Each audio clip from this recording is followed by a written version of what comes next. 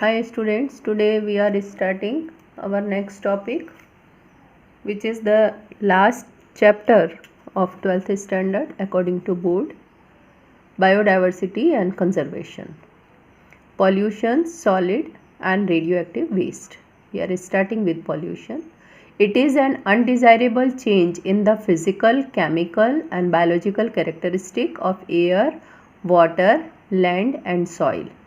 Pollutants are agents that cause undesirable change in the environment. The Government of India has passed the Environment Protection Act 1986 to protect and improve the quality of our environment. We are starting with air pollution. It occurs due to undesirable change in the physical, chemical and biological characteristic of air that exerts harmful effect on human being. Now, causes of air pollution: smoke stacks from thermal power plants, forest fires, volcanic eruption, etc. Garbage decomposition also releases unwanted gases in the air. Excessive use of fossil fuel by automobiles and industries release particulate and air pollutants. Now, use of leaded petrol and type of air pollutants. Now we are starting with types. Air pollutants, they are of two types: particulate pollutant and gaseous pollutant. Particulate pollutant, that is metallic particle, dust particle, aerosol, smoke, etc. Gaseous pollutant: carbon dioxide, nitrogen dioxide or nitrogen oxide, hydrogen sulfide, sulfur dioxide.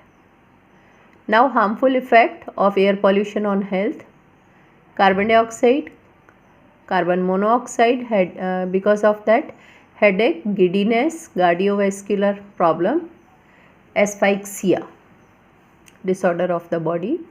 Hydrogen sulfide causes nausea, eye and throat irritation.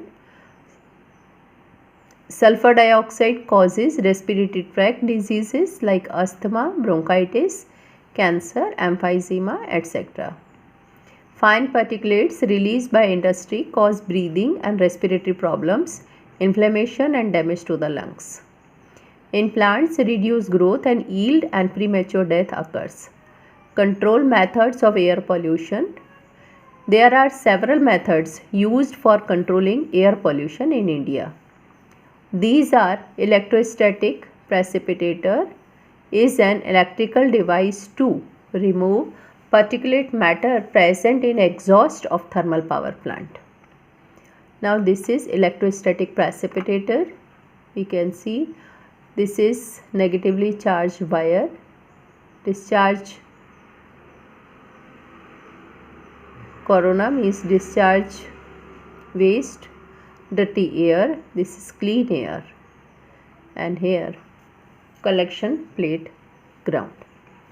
About 99% of particulate matter can be removed by ESP. It has electrode wires and a stage of collecting plates. Electrode wires are provided with an electric current of several thousand volts, which produces a corona that releases electrons. Discharged corona, negative charged wire. These electrons get attached to the dust electrostatic precipitator. Particles give them negative charge within a small fraction of a second. Collecting plates are grounded that attract the charged dust particles. The velocity of air between the plates must be low enough to allow the dust to fall. Scrubber is used to remove harmful gases like sulfur dioxide and industrial exhaust.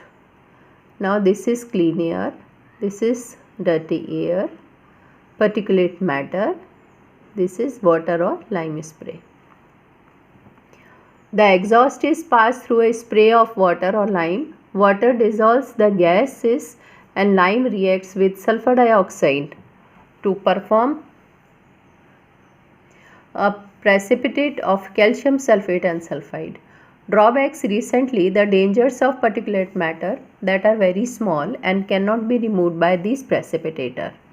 According to CPCB, that is Central Pollution Control Board, particulate size 2.5 micrometer or less in dia, if inhaled can cause breathing and respiratory problems, irritation, damage to lungs and premature deaths. Catalytic converters are fitted into automobiles for reducing emission of poisonous gas like nitrogen dioxide and carbon monoxide. They are made up of expansive metals like platinum, palladium and rhodium as catalyst. When exhaust passes through the catalytic converter, nitric oxide is split into nitrogen and oxygen. Carbon monoxide is oxidized into carbon dioxide and hydrocarbons get burnt completely into carbon dioxide and water. Unleaded petrol should be used in motor vehicles fitted with catalytic converter, as leaded petrol inactivates the catalyst.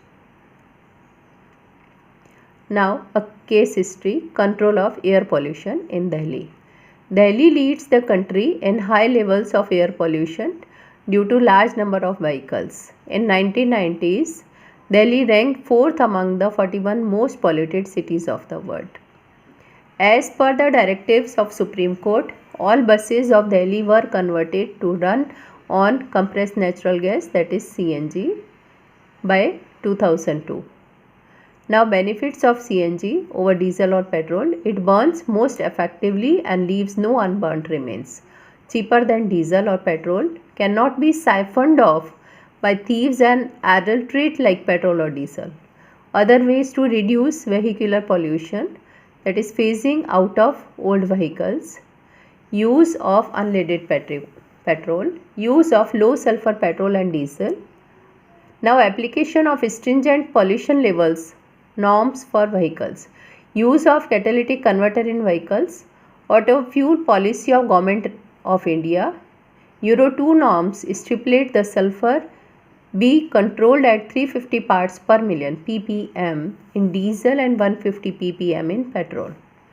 Aromatic hydrocarbons are to be contained at 42% of concerned fuel. According to it, all automobiles have to meet the Euro 3 emission specification in 11 India cities by 1st April 2005. The same 11 cities have to meet the Euro 4 norms by 1st April 2010.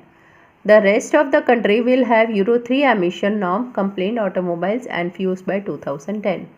By all these efforts, a substantial fall in carbon dioxide and sulfur dioxide level has been found in Delhi between 1997 and 2005. Today, whatever I have taught you, I am sending you its PDF. Thank you.